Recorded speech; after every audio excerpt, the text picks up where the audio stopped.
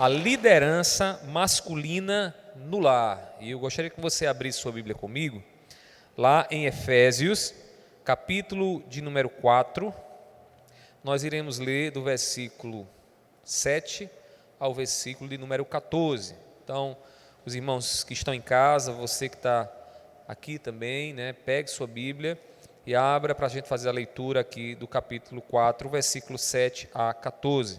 Vamos ficar de pé por um instante, para fazermos essa leitura.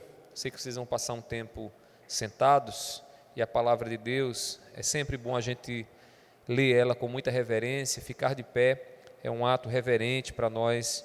Então nós vamos fazer a leitura. Diz assim, meus irmãos, Efésios capítulo 4, do 7 ao 14.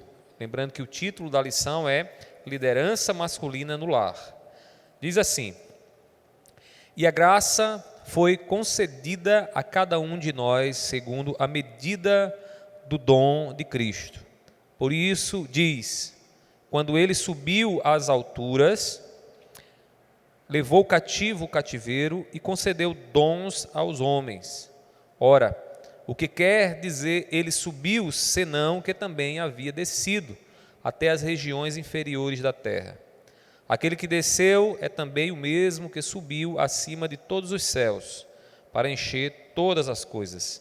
E ele mesmo concedeu uns para apóstolos, outros para profetas, outros para evangelistas e outros para pastores e mestres, com vistas ao aperfeiçoamento dos santos, para o desempenho do seu serviço, para a edificação do corpo de Cristo, até que todos cheguemos à unidade da fé e do pleno conhecimento do Filho de Deus, ao estado de pessoa madura, à medida da estatura da plenitude de Cristo, para que não mais sejamos como crianças, arrastados pelas ondas e levados de um lado para o outro, por qualquer vento de doutrina, pela artimanha das pessoas, pelas astúcias com que induzem ao erro. Que Deus aplique a sua palavra em nossos corações. Os irmãos podem ficar à vontade, podem se assentar. Nesse instante, o nosso irmão Eduardo, estará tirando as ofertas da escola bíblica. Meus irmãos, eu lembro quando eu vim de uma cidadezinha lá do Piauí, chamada Simões. Simões é uma cidadezinha que fica lá no Piauí, um lugar muito quente, fica depois da chamada Serra do Araripe. É uma serra, um planalto, que tem muito alto, e Simões fica no Piauí, nessa região, que é uma região muito quente. E eu lembro que quando eu cheguei aqui no Pernambuco e eu comecei a observar a maneira como as pessoas falavam, tinha uma expressão que era muito, muito estranha para nós, dentre as várias expressões, mas havia uma que era muito estranha. As pessoas costumavam dizer lá no interior de Pernambuco, em Macaparana, que quando uma pessoa cai, ela levou um baque. Fulano levou um baque. Eu lembro, irmãos, que isso era muito estranho para nós, porque lá em Simões, dada a cultura daquele lugar, quando alguém caía, as pessoas diziam, ele levou uma queda, ela levou uma queda, mas um baque era algo muito estranho. Outra palavra que era muito estranha para o nosso vocabulário, e era uma questão cultural, era a palavra resenha. Irmãos, quando minha mãe ouvia, a gente ainda criança, dizendo, foi uma resenha, era um peteleco que a gente levava, porque resenha era uma palavra muito estranha, e ela dizia, resenha é outra coisa, menino, Então, era uma questão cultural, e essas questões culturais, elas variam de um lugar para outro. Uma questão cultural é uma criação da sociedade. Essa palavra resenha, baque, fica claro que eram criações de uma cultura, de um povo, que um povo entendia de um jeito, o outro entendia de outro. Então, essa questão cultural, ela influencia muito a maneira como nós vivemos, o clima, o que comemos, o que bebemos, como nos vestimos, tudo isso são traços culturais e, claro, por ser cultural, muitas dessas coisas são criações, de fato, da sociedade. E por que eu estou falando isso? Para que a gente entenda bem o tema que nós iremos tratar nessa noite. Nós iremos tratar sobre a liderança masculina no lar. E alguém poderia imediatamente dizer o seguinte, olha, essa história do homem liderar o lar, isto é uma questão cultural, meramente cultural. Se é cultural, logo é a sociedade quem cria, são os homens quem determinam, e a gente pode mudar as coisas, porque as coisas não são bem assim. Mas é isso que a Bíblia ensina? Será que a liderança masculina do homem no lar é uma questão meramente cultural, ou seja, uma sociedade reunida, né, acabou achando por bem colocar um homem lá, e isso pode ser mudado qualquer dia? Será que é assim mesmo, irmãos? Nós iremos ver nessa lição que não é bem assim. E a gente vai ver que fica muito claro os papéis dentro do lar, e o papel do homem, dentre outros, é ser líder do seu lar. Então, nós iremos tratar em duas partes essa lição. Iremos tratar essa primeira parte, que é o homem da casa, e na segunda parte, que será ministrada na próxima escola bíblica, será quem é o homem da casa, né? Será a definição do papel. E aí, como é que nós iremos ver essa lição? Primeiramente, iremos entender aqui alguns modelos de masculinidade, né, que acabam sendo parte da verdade, acabam sendo uma pequena parte de um todo, né? E que às vezes as pessoas, por não entenderem o que significa ser homem, acabam tomando essas partes como um todo. E isso é um equívoco, né? Se eu digo para você, Elinaldo, sua mão é o corpo, é um corpo, sua mão? Não é. Se eu digo a você, Rita, sua orelha é um corpo? Não, né? Mas é parte do quê? Parte do seu corpo. Então, não é verdade eu dizer que a orelha é seu corpo, porque a orelha sozinha não pode ser o seu corpo. Se você, uma orelha sozinha, ela vai apodrecer, ela vai perder seu propósito, seu sentido. Ela só tem sentido quando ela está dentro do corpo. Então, o que nós iremos ver aqui é que quando nós definimos e dizemos o que é ser homem, nós precisamos ter o cuidado para não pegar um aspecto da masculinidade e definir esse aspecto como sendo o aspecto definidor do que é ser homem. Assim como eu não posso pegar uma orelha e dizer que uma orelha é um corpo, eu não posso pegar um aspecto do homem e dizer que apenas aquele aspecto define o que de fato é um homem. Então eu vou apresentar para vocês aqui alguns modelos dessa masculinidade. E no segundo ponto, nós então iremos entender, né, a imagem da masculinidade na Bíblia. E aí perceberemos que o quê? Que Cristo Jesus é quem define o padrão do que é ser um cabra macho de verdade, o que é ser homem de verdade. E Cristo Jesus, ele não é uma criação cultural, ele não está limitado aqui à sociedade, a que os homens pensam, muito pelo contrário, Cristo é a verdade atemporal, ele quer dizer isso, ele está acima do tempo. O que ele é, irmãos, ele foi, ele é e ele sempre será. Então, este é o nosso Senhor e é Ele que vai definir, então, os papéis de masculinidade. Tá certo? Então, aqui, irmãos, devemos ter cuidado com esse aspecto cultural, começando logo entendendo que a masculinidade não é definida pela cultura. Irmãos, a gente vive no ataque frontal em relação a isso. As pessoas hoje, por que hoje tem gente, né, mulher querendo ser homem, homem querendo ser mulher? Por quê? Porque o princípio é a definição do meu gênero, como eles dizem, né, o gênero, porque a gênero é a construção social, quem define somos nós. Então, não existe um padrão, não existe um homem, você pode ser o que você quiser, você pode ser até uma águia, você pode ser. Agora, quando você tentar voar, sabe o que é que vai acontecer? Você vai se arrebentar. Por quê? Porque a realidade nos mostra que mesmo que você queira ser uma águia, você nunca será uma águia. Porque Deus não te criou assim, porque objetivamente você não tem asas, você não vai voar, você não tem condições de voar como uma águia voa. Então, qual é a loucura? Qual é a loucura da nossa época? A loucura da nossa época é o homem achar que ele pode ser o que ele quiser, né? Negando as realidades daquilo que ele é. Eu escutava essa semana que passou agora um psiquiatra, ele fazendo uma definição, e uma definição psiquiatra, não é religiosa, do que é um louco. E ele disse o seguinte: um louco, né, aqui resumindo, ele disse: um louco é alguém que trata a realidade de uma maneira que não deve ser tratada.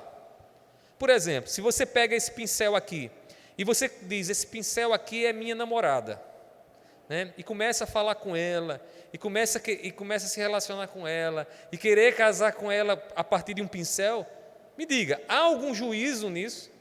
Você vai dizer: esse cabo está doido. Por que você está doido? Porque eu não estou julgando e tratando a realidade como a realidade é. O que é que eu tenho aqui? Um pincel. Para que serve um pincel? Para eu escrever, para eu pintar, né? Assim? Essa é a realidade do pincel. E aí o psiquiatra diz o seguinte: é loucura quando alguém olha para um pincel e dá um outro significado ao pincel. Ele não está agindo em sã consciência, ele não está agindo com a mente sã, melhor dizendo, né? Em sã consciência sim, mas com a mente sã ele não está. Por quê? Porque ele está dando um outro papel, e um papel que é imaginário, um papel que destoa da realidade, aquilo que está diante dele. Aí eu pergunto a você: quando um homem diz eu quero ser uma águia, um homem diz eu quero ser uma mulher, e ele é um homem, qual a diferença que há entre isso e a loucura? Tem alguma diferença? Então, irmãos, a gente vive num período louco, né? Num período onde estamos sendo bombardeados todos os dias. Pode ser o que você quiser, seus filhos podem ser o que eles quiserem. Não pode ser o que eles quiserem.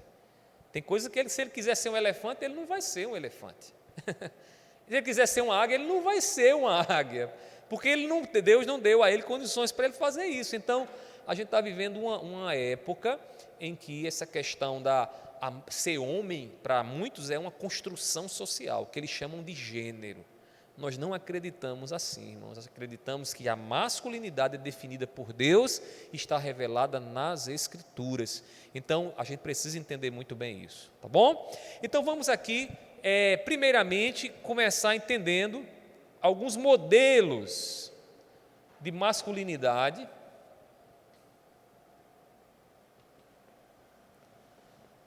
Masculinidade. Né? Alguns modelos que eu queria chamar a atenção de vocês, certo? Então, o primeiro modelo, aí na revista vocês podem olhar, é o modelo do cara durão, né? Então, para muita gente, o que é um homem? Um homem é um cara durão.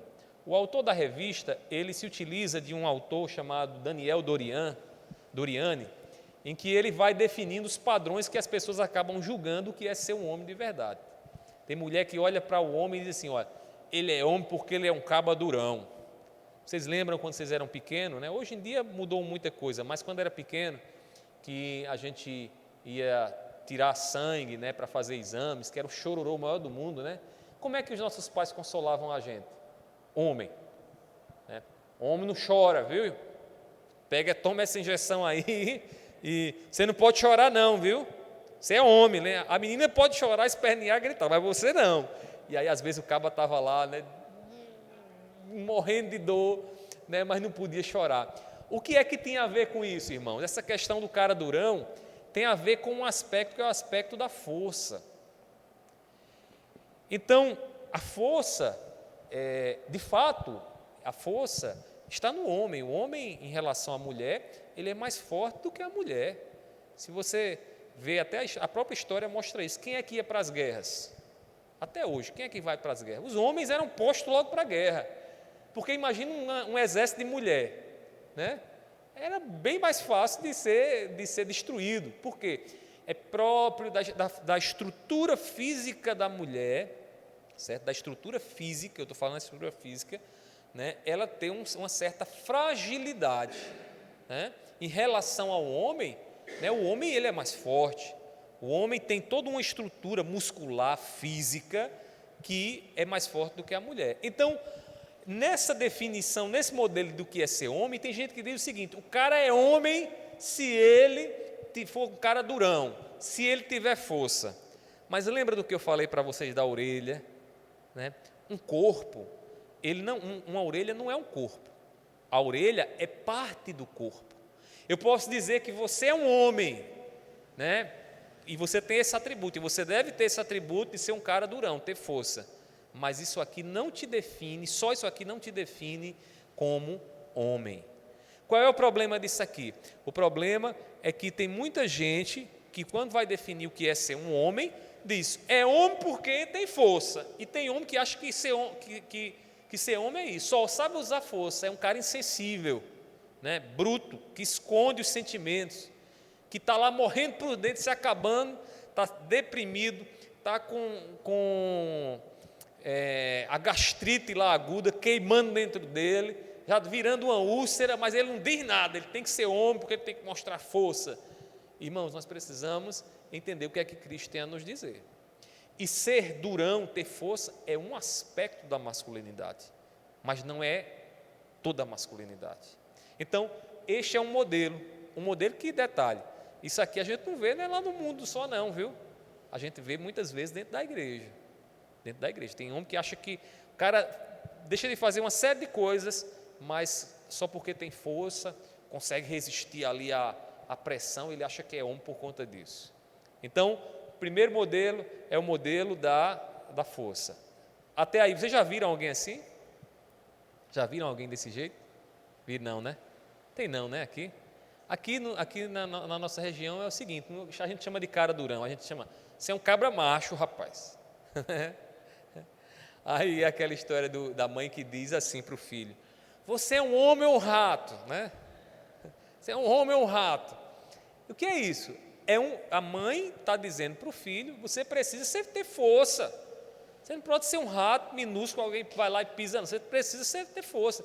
Isso está errado? Não está errado, mas isso sozinho não define o que é um homem. Isso é parte da nossa masculinidade. Mas há ainda um outro modelo, vejam aí na Bíblia, na revista de vocês, né? Ainda na página 23, está em negrito, tá bom? Qual é o outro modelo? É o modelo do cara provedor, né?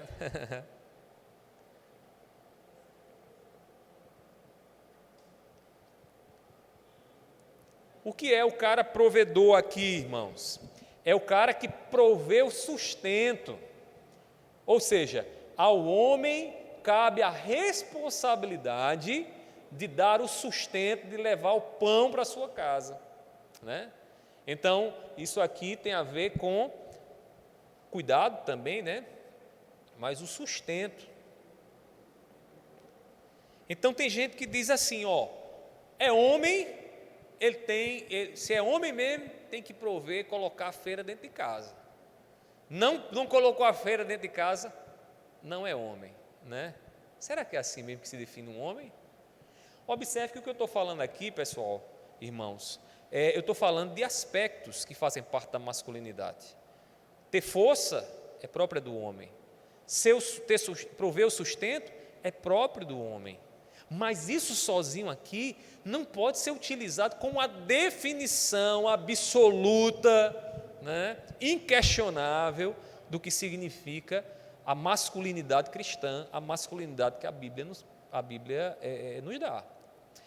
Meus irmãos, antes de casar, uma das coisas que eu diria que estava em mim, eu não lembro de alguém chegando para mim dizendo assim, você está pensando em casar, você vai ter que sustentar a sua casa. Pelo menos eu não lembro, confesso a vocês que eu não lembro. Mas havia em mim uma ideia muito definida, e que era a ideia seguinte, no dia que eu casar, eu quero ter a responsabilidade de colocar a feira dentro da minha casa. Eu quero ver os meus filhos comendo, quero ver minha esposa alegre, satisfeita, né? Isso já era algo do meu papel como homem, né? Eu acho até que a maturidade começou a ver essa responsabilidade no ato do casamento. A gente casa e a gente precisa cuidar da nossa esposa. Irmãos, inclusive, é um golpe, né, bem doloroso na nossa masculinidade, quando a gente perde o trabalho e a gente se torna, em algum tempo, né, incapaz de prover ali o alimento para a nossa casa, né? Então a gente fica preocupado, poxa, eu tenho que trabalhar, eu tenho que fazer alguma coisa, eu não posso deixar os meus filhos, né, passando necessidade. Então, ser o cara provedor é importante, a gente vai ver isso mais à frente, Cristo vai nos ensinar, mas isso aqui sozinho não define. Imagina o que é um cara provedor sem força, fraco. Um cara que não aguenta, né? A esposa olha para ele e ele é tão fraco que ela fica com medo de estar andando com ele, porque ela, se vier acontecer alguma coisa, é ela quem vai proteger ele. Eu vi esses dias uma cena até engraçada, né? E ao mesmo tempo assim humilhante, que ia passando um casal, era uma dessas pegadinhas que tem acho que é do Silvio Santos, ia passando um casal ao lado do cemitério, e eles colocaram uma caveira em cima de uma motocicleta. E aí vai um casal, né? Casal de mãos dadas e tal. E quando a caveira aparece, o cara sai numa disparada tão grande, a mulher fica atrás e ele vai-se embora desembestado, né? Como quem diz assim, fica aí, mulher, que agora eu vou embora, né? Um caba desse, ele pode ser até um sustentador, mas faltou a ele força para dar proteção.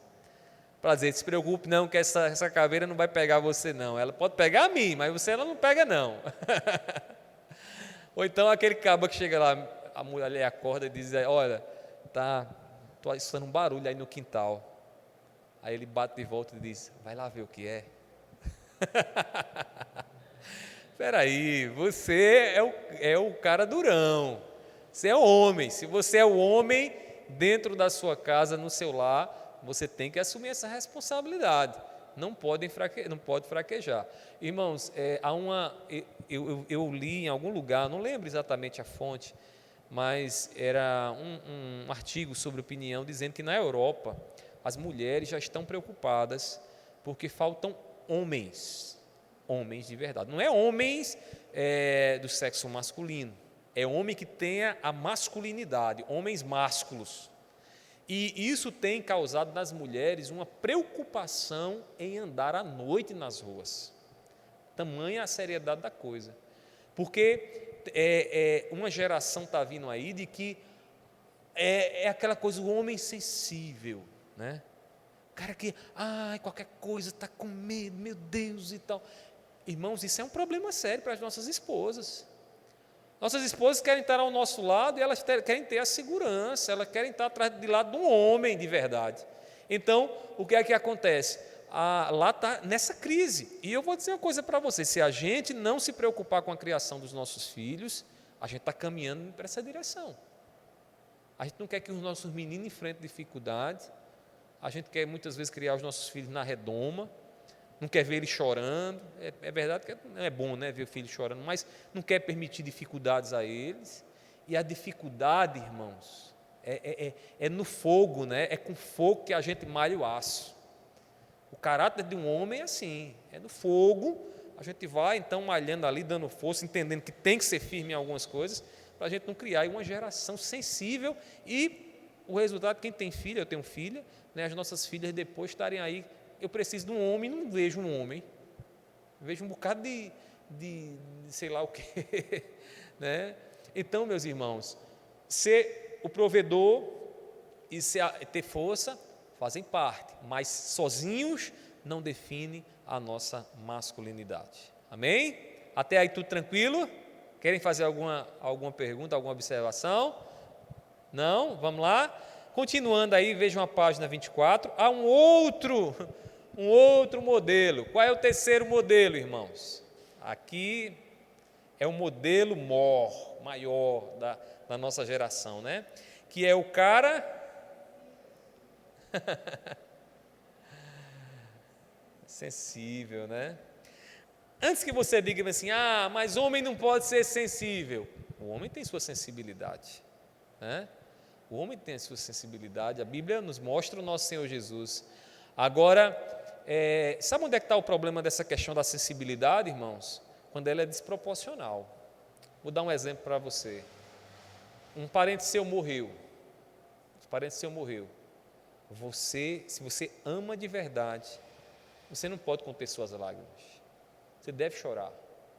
Você tem que expressar a dor por aquele ente querido seu que morreu. Jesus nos ensina isso, lembrem disso. O modelo maior da gente não é a sociedade, é Jesus.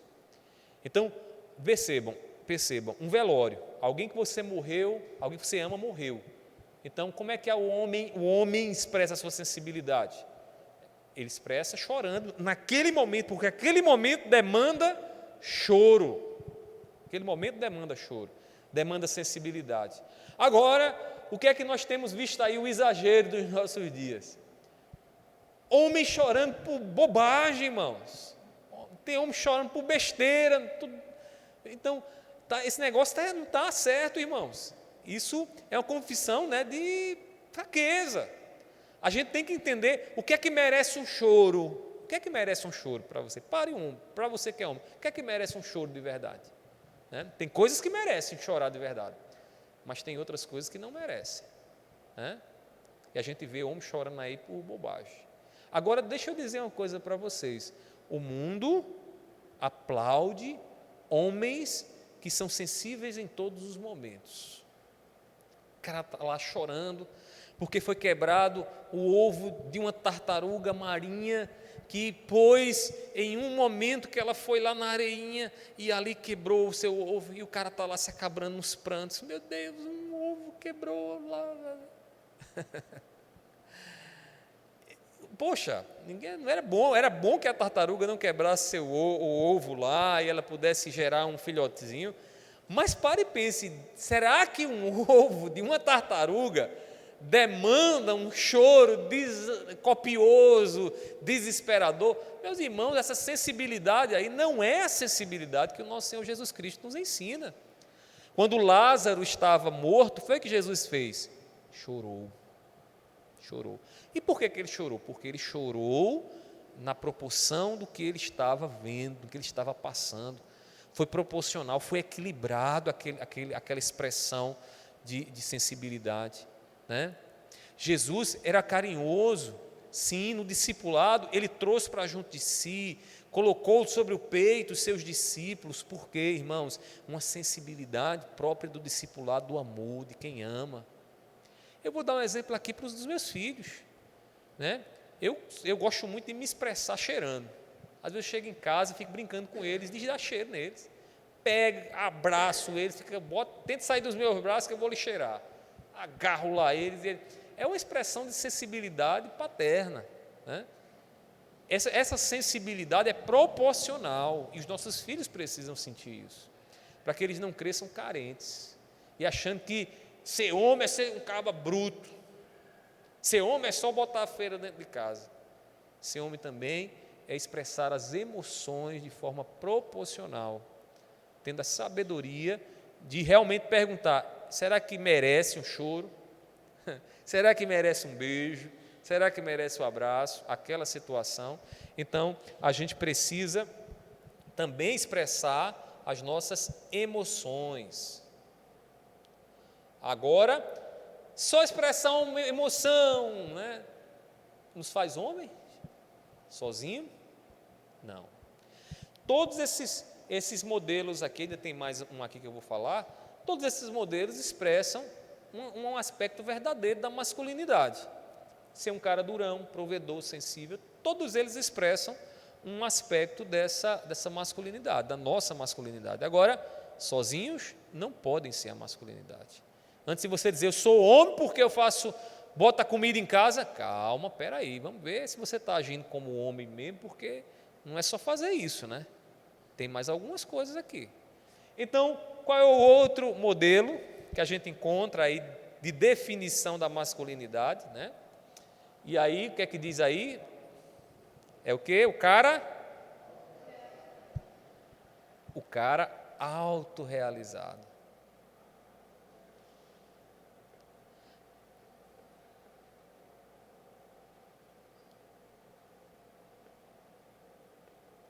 O que é esse cara autorrealizado? É o cara egoísta. É o cara que a mídia pinta para nós, né? Quando bota lá para a gente o cara dirigindo o carrão, bem vestido, né? Comendo nos melhores lugares, né? Andando tendo as melhores roupas, né? Consumindo tudo de bom e de melhor. É o cara autorrealizado. É o cara que para o mundo, né? Para o mundo é o que o homem precisa ser, é o cara independente, o cara que não, ele está satisfeito, ele conseguiu chegar ao grau máximo, né, do que ele poderia alcançar na vida, né? E aí a gente não cai a ficha, ou pelo menos algumas pessoas não deixam a ficha cair, de que isso é tudo propaganda, né? É aquela história da família da margarina. Toda a família de margarina passava lá antigamente, hoje não sei, eu pouco assisto televisão, né? Mas TV aberta, mas antigamente tinha aquelas propagandas de margarina, né? Que normalmente era assim, era o sol, parecia o sol iluminando a mesa, né? A família reunida, o marido dando um beijo na esposa, o filho lá feliz, brincando com o cão ali, todos sorrindo, né? E no final aquela frase: compre Primor, a margarina da felicidade. Aí você achou tudo isso bonito, só que isso não tem sentido nenhum. Sua família não vai ser feliz se você está consumindo uma margarina. Você precisa muito mais do que uma margarina para que a sua família seja feliz. Não é assim? Mas o ideal que é mostrado para nós é um ideal, não nesse caso aí da família, que isso é até louvável, né? Mas o ideal de homem que a propaganda nos mostra é de um cara independente e egoísta, que ele está caminhando para alcançar os propósitos e objetivos dele. Ele está pouco se lixando para a família. O importante é ele poder ser o CEO, né? Ser o executivo daquela empresa e ser reconhecido por tudo e por todos. E essa ideia do cara autorrealizado, né? Do cara que está buscando suas próprias vontades, entram em choque com o que o nosso Senhor Jesus Cristo nos ensina. Porque Jesus Cristo tinha, de forma muito bem definida, uma missão maior, e não era a missão que ele queria, era a missão do Pai. Ele disse certa vez, quando os discípulos estavam vendo, né, de forma faminta, com fome, com sede, ele disse de forma figurada: a minha comida e a minha bebida é fazer a vontade daquele que me enviou. Meus irmãos, que expressão profunda. Ele está dizendo: a minha vida se sustenta, e o propósito, a sustentação, o propósito maior da minha vida não é fazer o que eu quero. Inclusive ele diz na cruz, né, que não seja feita a minha vontade, mas que seja a vontade daquele que me enviou. Então, o homem bíblico, o homem cristão, não é um homem que ele se define segundo o que ele quer, e os propósitos que ele tem, e a missão que ele descreveu para si. O homem cristão é o homem que se define pela vontade de Deus. Ele é realizado em fazer a vontade de Deus. Então, isso tem a ver com missão. Missão. E para nós aqui, que missão é essa? A missão de Deus. Certo? Não estou falando de missão, é o que você quer para a sua vida. Às vezes está lá os nossos filhos, né, planejando o que é que vão ser. Eu queria ser um engenheiro, né? Queria ser um administrador, queria ser isso, aquilo, outro. E aí começam a definir, e eles acham que vão ser homens se chegarem até lá. Faz parte. Se estiver dentro do propósito de Deus, eles vão chegar lá. Mas isso sozinho não define a masculinidade. Aí você pergunta: pastor, entendendo a masculinidade como as características de homem, de ser homem de verdade, qual dessas aqui define de fato o que é um ser homem, o que é ser homem? E vamos ver agora, né, o homem cristão. Eu diria a você que todas elas trazem para nós um aspecto de verdade, ou seja, toca num ponto essencial. Então, o que é que nós precisamos entender? Entender, à luz de Cristo Jesus, todos esses aspectos aqui. E todos esses aspectos em nós, de fato, nós expressaremos a masculinidade que o nosso Senhor Jesus Cristo nos ensina. Mas agora, vamos voltar para a Bíblia, né, e vamos ver se realmente é isso que Jesus ensina. Vamos nos voltar para a Bíblia, que não fique só nas minhas palavras aqui, eu teorizando com vocês. Será que é isso realmente que o Senhor Jesus Cristo nos ensina? Então vamos ver aqui o ponto 2 aí da revista, e aí, melhor, ponto 2 aqui no ponto 1 dentro da lição. Tem assim: por outro lado, cada um destes 4 modelos falha em alcançar o padrão bíblico de liderança familiar, né? Então falha por quê? Porque sozinhos eles não podem definir o que é um líder do lar, o homem como líder do seu lar. Agora, vamos ver cada um deles, que eles juntos, né, eles revelam aí a masculinidade. E aí, primeiramente, a Bíblia fala acerca da importância de nos conectarmos emocionalmente, né, com as pessoas ao nosso redor, a fim de construirmos uma relação verdadeira, onde os sentimentos sejam compartilhados numa comunhão real. Então, o que é que nós encontramos? Tem um cara durão? Tem.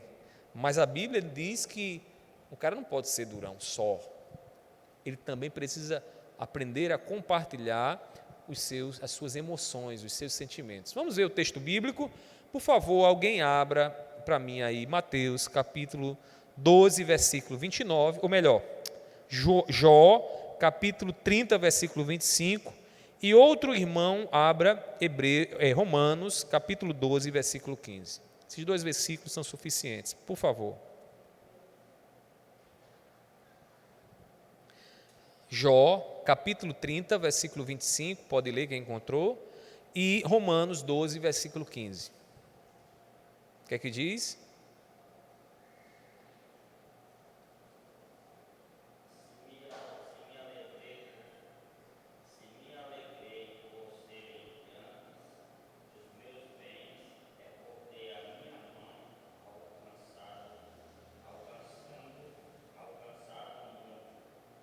Olha só, se me alegrei, o que é isso? Expressão de emoção, ou seja, alegria. O que é que nós encontramos aí nesse texto? Uma expressão do que de fato a pessoa está experimentando emocionalmente. Isso quer dizer que a Bíblia nos ensina, irmãos, que a gente não pode, né, olhando para o testemunho aí do servo de Deus, não podemos trancar as nossas emoções, como se expressar emoções para nós diminuísse a nossa masculinidade. A gente precisa também expressar os nossos sentimentos. 12, 15, por favor, Romanos 12, 15.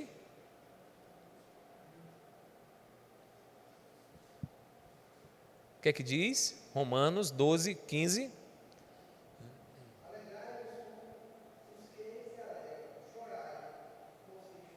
Olha só, irmãos, se alegrai com os que se alegram, chorai com os que choram.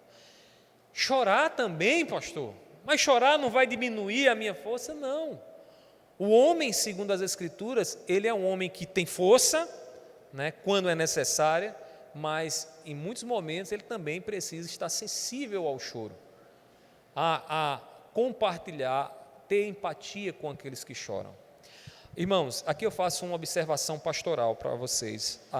Às vezes, vocês estão tão doloridos e tão sofridos que a única coisa que a gente pode fazer por vocês é chorar com vocês. É chorar com vocês. E todas as vezes que Deus nos permite isso, irmãos, nos permite experiências dessa, a gente ministra consolo. Às vezes a gente acha que a gente tem que ser durão sempre, né?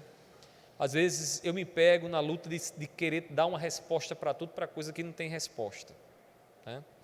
Às vezes está lá, a mãe perdeu o filho, chorando, se acabando no choro, aí eu vou dizer para ela por que ela perdeu o filho. Que consolo eu vou dar nisso? Está mostrando que a única coisa que eu posso fazer por ela é chorar com ela. E isso é uma expressão autêntica de homem, que sabe o momento certo para cada coisa. O que é que Salomão diz? Eclesiastes capítulo 3, há tempo para todas as coisas, há tempo de rir e há tempo de chorar. Então a gente tem que ter essa sensibilidade. A gente não pode achar que ser durão o tempo todo. O cara que tem força o tempo todo, que não mostra os seus sentimentos, né, que esconde os seus sentimentos, isso vai fazer da gente homem. Não, a Bíblia é muito clara em nos mostrar, irmãos, os momentos que a gente precisa rir, se alegrar, os momentos que a gente precisa ser sério, os momentos que a gente precisa chorar. A gente precisa ter essa sensibilidade. Muitas vezes, na própria manifestação do Espírito Santo em nosso coração, irmãos, como é bom, né? Às vezes eu vejo os irmãos chorando no momento do batismo. Agora em Lerolândia a gente vai ter o batismo, daqui uns dias também aqui na igreja teremos o batismo dos irmãos, né? E esse momento é sempre um momento muito emocional, é aquele momento que a gente vai guardar para o resto da vida, é aquele momento que a gente está dizendo para o mundo todo: olha, o que eu estou fazendo aqui é o que eu experimentei de Deus, ninguém vai me tirar dessa posição. E você se alegra pela bênção da salvação em você. Você não vai chorar num negócio desse? Você deve chorar. Você deve chorar, porque é proporcional ao que você está passando. Agora, chorar pelo o ovo da galinha que se quebrou, né? Irmãos, é um choro desproporcional. Suas lágrimas são valiosas demais para você estar expressando suas emoções por uma coisa como essa, uma coisa tão trivial, né? Então a gente tem que, como homem, saber o momento certo de expressar as nossas emoções. Ponto 2. A Bíblia também alerta contra a visão materialista da vida, que reduz as necessidades da existência meramente àquilo que o dinheiro pode comprar.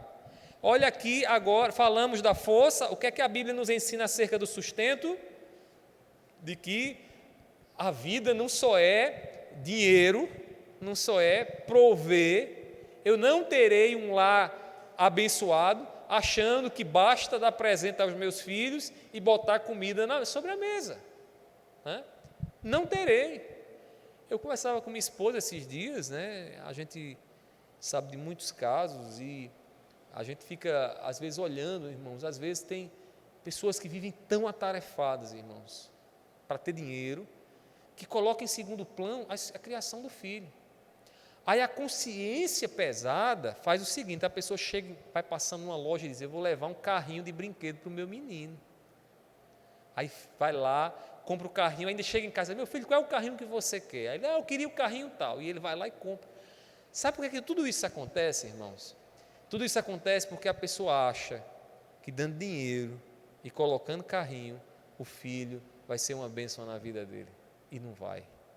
Sabe por quê? Porque o filho precisa muito mais do que um carrinho e do que dinheiro, para que ele seja uma bênção na vida dele e ele cresça como uma mulher e como um homem de Deus. Então, prover é importante? Claro. E você como homem e eu como homem, Deus nos livre de não ter condições um dia de colocar comida na mesa. Mas eu não posso ter uma visão materialista e achar que família vai estar bem se eu fizer isso. Meus irmãos, o que a gente ouve de história de pais que se gabam dizendo assim: eu dei as melhores escolas, a melhor roupa, o melhor carro para o meu filho, eu dei tudo para ele e esse menino não deu para nada. Que é isso, irmãos? A visão do tolo, que resumiu a criação do filho a dar alguma coisa materialmente, quando os nossos filhos precisam, irmãos, de mais do que um carro bom, uma casa boa. Eles precisam da companhia, eles precisam de Deus, eles precisam dos nossos valores, eles precisam dos nossos ouvidos, eles precisam conversar conosco, dialogar com a gente. Então, a visão materialista pode nos tentar, e nos tenta como provedores, a descansarmos e dizer: eu sou homem da casa, então eu já vou prover a comida aqui, a feira, está tudo resolvido. Não vai estar. Não vai estar. Você precisa de mais do que isso. Vejamos o que é que a Bíblia diz. Por favor, alguém leia Lucas capítulo 12, versículos 22 e 23. Lucas 12, 22 e 23. Por favor. Pode ler quem encontrar. É bom os irmãos exercitarem, viu? A folhear a Bíblia, porque a gente ouve a voz de Deus lendo a Bíblia, né, irmãos? 23, por favor.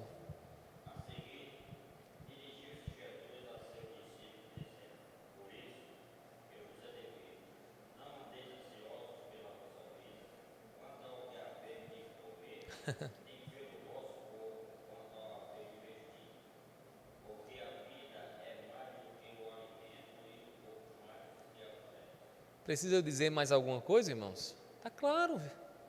Jesus está dizendo a vida é mais do que comer ou beber. A vida é mais do que ter um sustento sobre a mesa. E eu ainda uso as palavras dele lá na tentação. Não só de pão viverá o homem. Eu diria para você, não só de pão, de brinquedos, de uma boa posição, de uma conta gorda no banco, você terá uma família feliz. Sua família não vai viver só disso. Você precisa de muito mais do que isso. Isso faz parte? Faz. Mas você, como homem, precisa ensinar a viver. Você precisa ensinar a Cristo Jesus, os valores de Cristo Jesus dentro da sua família. Então, esses aspectos estão dentro da masculinidade? Sim, mas não são suficientes. Percebam como cada um deles não é definidor completo da masculinidade. Mas vamos para o ponto 3. O que é que diz aí o ponto 3? A Bíblia instrui sobre a necessidade de autoridade e direção no lar. Então, o que é que nós temos aqui, irmãos? A questão da liderança, né? da direção lá. E aí a Bíblia diz que o marido ele deve ser o quê? O seu cabeça. O seu cabeça. Seu corpo só vai agir de acordo com o seu cérebro. Então, o cérebro manda ordem para os seus nervos e os seus nervos agem a essas ordens que são enviadas pelo cérebro. Paulo, vendo que é assim que funciona o corpo, ele diz: Jesus é o cabeça, né? A igreja é o corpo. A igreja age de acordo com esse cabeça. E aí ele estende essa mesma analogia para quê? Para a família, o lar. O marido, ele é o quê? Ele é o cabeça, né? O marido, ele é o cabeça do seu lar. Veja o que diz aí, Efésios 5, 23 e 29. Por favor. Efésios 5, 23 e 29.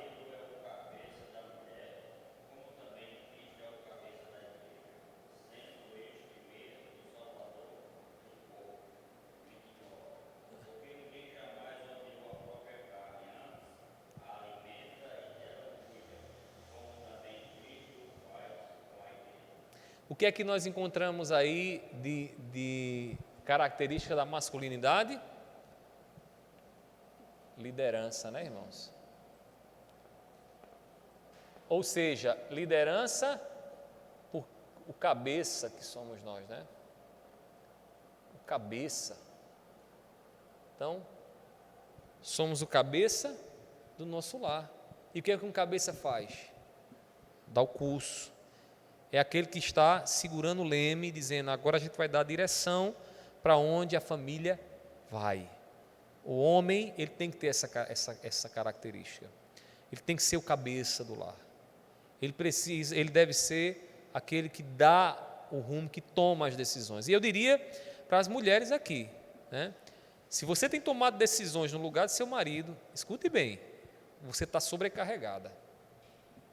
Está ou não está, mulheres? Estão ou não estão? Tomando decisões pelo marido de vocês estão sobrecarregadas.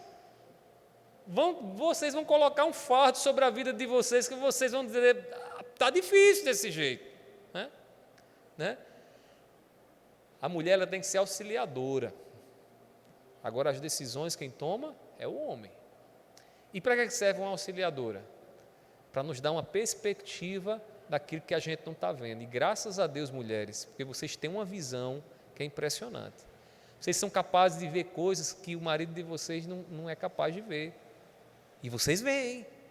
E vocês dizem: opa, meu marido, não faça isso não, porque vai dar problema para você. Como é bom, olha como a gente teria mais sabedoria se a gente pudesse ouvir nossas esposas e dizer: mulher, o que é que você acha? Né? Porque às vezes tem marido que não usufrui dessa sabedoria que Deus deu.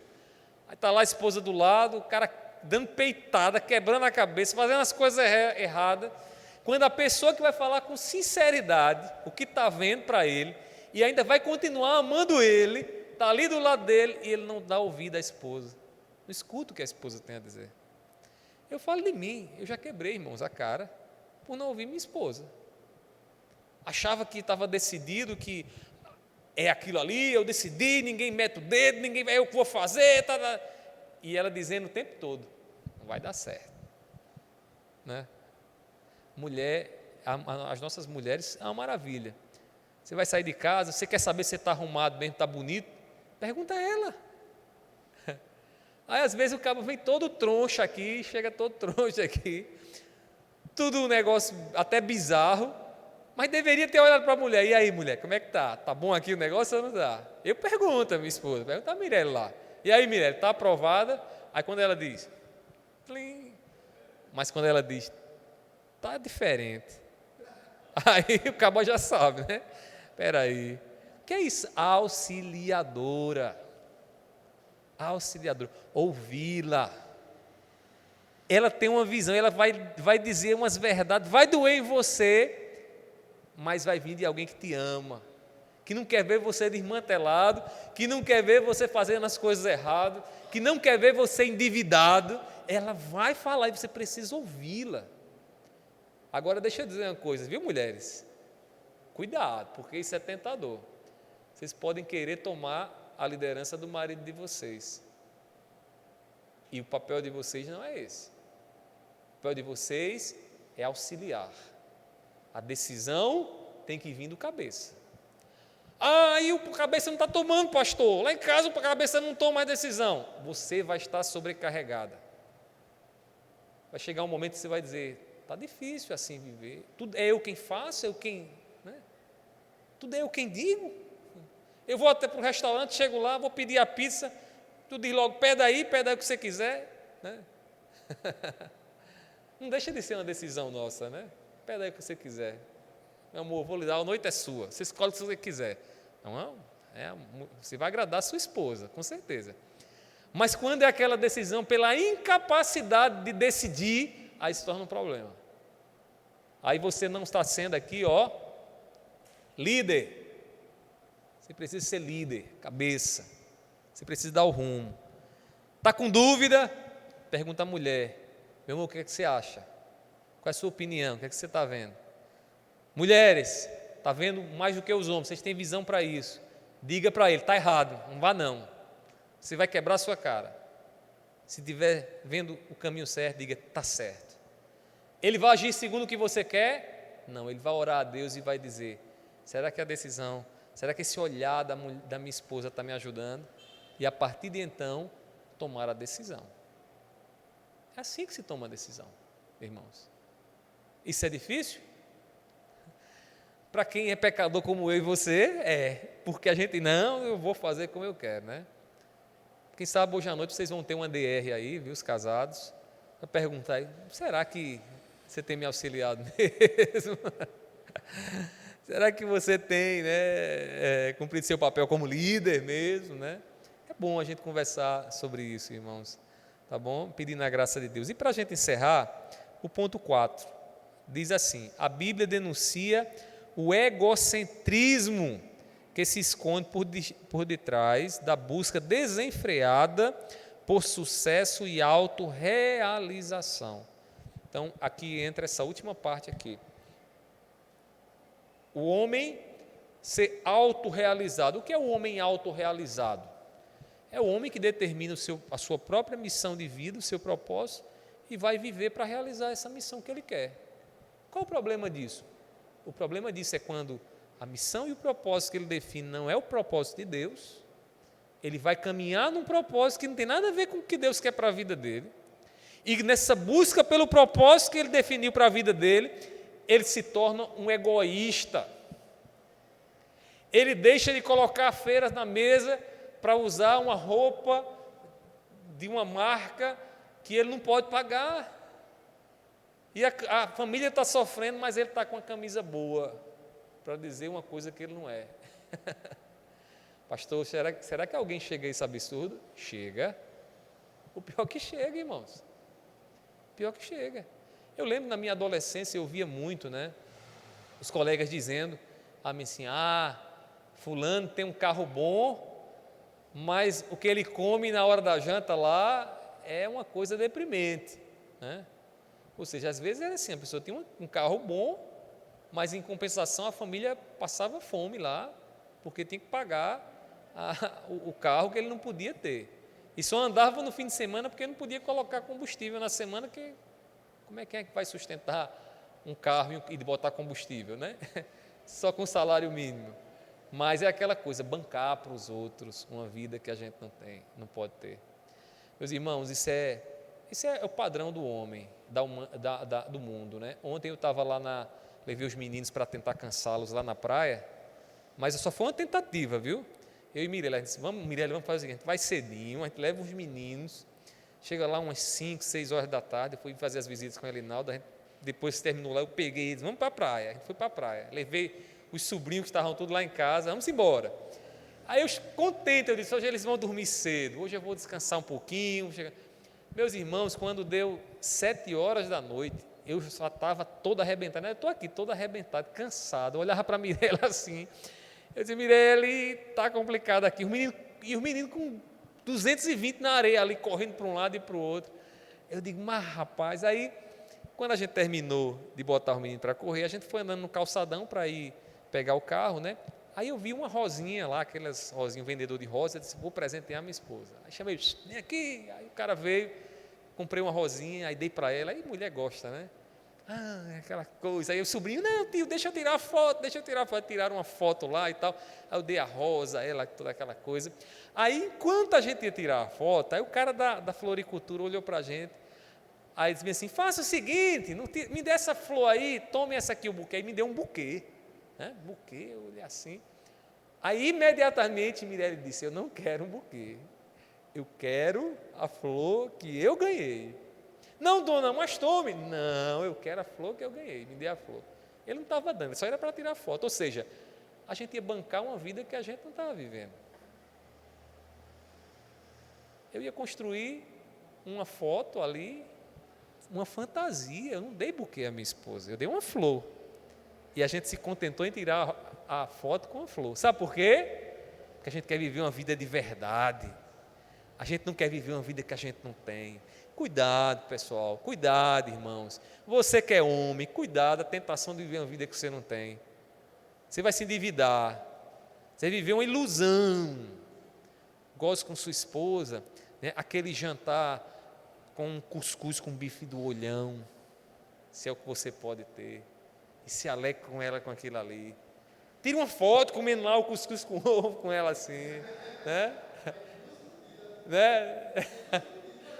Pois mas tira, é verdade, a minha vida, viu? Eu não estou mentindo não, é eu mesmo aqui, ó, cuscuz com ovo, com bife do olhão, né? Com um cafezinho aqui, é o que a gente tem, amém. Eu vou dar uma curtida, viu? Mas não vivamos uma vida, irmãos, de ilusão, uma vida iludida, né? Então essa questão da autorrealização pode nos levar a uma vida ilusória. E o homem, segundo Cristo Jesus, é um homem que tem uma missão definida, a missão de Deus, a vontade de Deus. E tudo vem a reboque disso, porque ele está caminhando para fazer a vontade daquele que o chamou. Porque foi assim que Cristo nos ensinou. Portanto, meus irmãos, que a gente possa exercer a força que Deus nos deu, que a gente dê a segurança à nossa esposa, que ela ande conosco na luz do dia ou na escuridão da noite, dizendo, eu estou protegida, porque tem um homem de verdade do meu lado. Que a gente seja provedores, né? Não dependentes e não materialistas, mas provedores, trabalhando, suando para botar a comida na mesa, para que ela possa se alegrar, os nossos filhos possam se alegrar, sendo também, irmãos, sensíveis, quando de fato a situação precisar, necessitar e demandar que a gente seja sensível. Seus filhos vão chorar e você vai precisar chorar junto com eles. Seu filho vai se alegrar e você precisa se alegrar com eles. Expresse suas emoções e que a missão de Deus seja o alvo da sua vida. Certamente, assim, você será um homem de verdade, um homem de acordo com a Bíblia. Que Deus nos ajude em nome de Jesus. Amém? Alguma pergunta? Alguma colocação? Ou estão acanhados para perguntar? Não perguntar nada aí, né? Já está pensando no cuscuz, né? Maravilha, olha aí, Denise. Hoje, jantar à luz de velas, o prato principal, cuscuz com bife do olhão, né? Mas é bom demais. Antes de sair de casa, e eu vou dizer uma coisa para vocês, se tiver uma bananinha, aquela banana comprida lá, machucada, com uma manteiguinha da terra, eita, tá um negócio bom. Vê, você se acaba de comer um negócio desse, tá bom? E vocês aí do outro lado que não sabem do que se fala, procura um cuscuz aí com banana e manteiga da terra para vocês também experimentarem, tá bom? Vocês vão ver o que é bom. Amém, meus irmãos? Vamos ficar de pé, vamos orar, encerrando. Na próxima lição é a masculinidade, parte 2, tá bom, meus irmãos? É a lição 8. Vamos orar. Meu Deus, nós te agradecemos porque estamos aqui nessa noite, Deus, estudando um pouco mais, aprendendo um pouco mais daquilo que o Senhor nos ensina na Tua Palavra. Pai, queremos te pedir por todos os homens aqui da nossa igreja. Meu Deus, faz-nos varões valorosos, Senhor, varões que cuidem da família, da esposa. Pai, que haja com sabedoria no nosso lar, a fim de que o Teu nome seja honrado e glorificado. Livra-nos, Senhor, de qualquer ideia contrária à Tua Palavra. Pai, nos faz olhar para Ti como padrão pelo qual devemos viver e seguir aqui a nossa liderança dentro do nosso lar. Abençoa os meus irmãos, dá-nos uma noite de descanso e que amanhã, no dia do Senhor, estejamos todos aqui com o nosso coração prontos a exaltar e Te adorar como o Senhor merece. Eu te peço assim e te agradeço em nome do Teu Filho amado Jesus. Amém. Deus vos abençoe e tenham todos uma ótima noite em nome de Jesus.